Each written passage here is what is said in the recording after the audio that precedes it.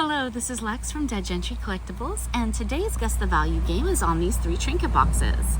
So I'm going to go ahead and show you each piece so that you can appraise them visually and guess the value in your mind. Then when we move on to the second round in just a moment here, I'll give you just a tiny bit more information, a few little clues that might help you adjust that appraisal before revealing the values to you. It's just a fun little game. Helps you learn a little more about the objects actively. If you were suddenly at a flea market or a garage sale, maybe you're a reseller, maybe you're a collector, and let's say you only had a certain amount of money left and there's a lot of people and you had to just pick one quickly, which one would you pick? That sort of a thing. So now that you've seen all 3 pieces, I'll tell you a little bit more. Let's start with the largest here in the center. This is Japanese from the 1970s. This is bisque porcelain. Again, I'm outside today. I've been doing a lot of these outside. The natural light is just so beautiful, but unfortunately it also means there's a lot of shadow sometimes. So I hope you can get a good look. Lovely bisque porcelain here. Show you that is number 3433. I don't think that'll help you much with an appraisal value of this piece, but from the 1970s, that can help you. So think about size, right? Quality of the item, the era, time frame it's made, circa what? When is it from? Let's move on to this one, a little more information. These are made from the 1960s forward, maybe a little bit sooner, some of them.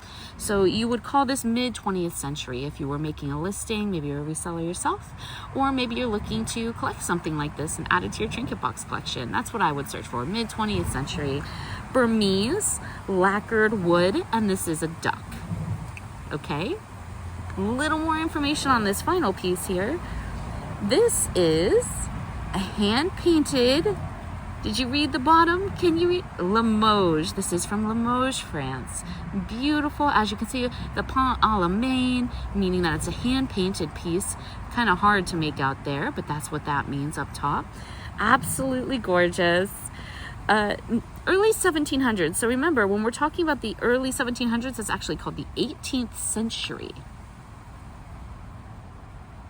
Okay, so now that you know a little bit more about each one, quick, they're all on a table. You can only choose one. There's lots of other people around. Which one are you going to buy? What's your guess for the most valuable out of the 3? 3, 2, 1. It's this one. If you guess the hand-painted Limoge from the 18th century, you are correct. This piece is worth about $50.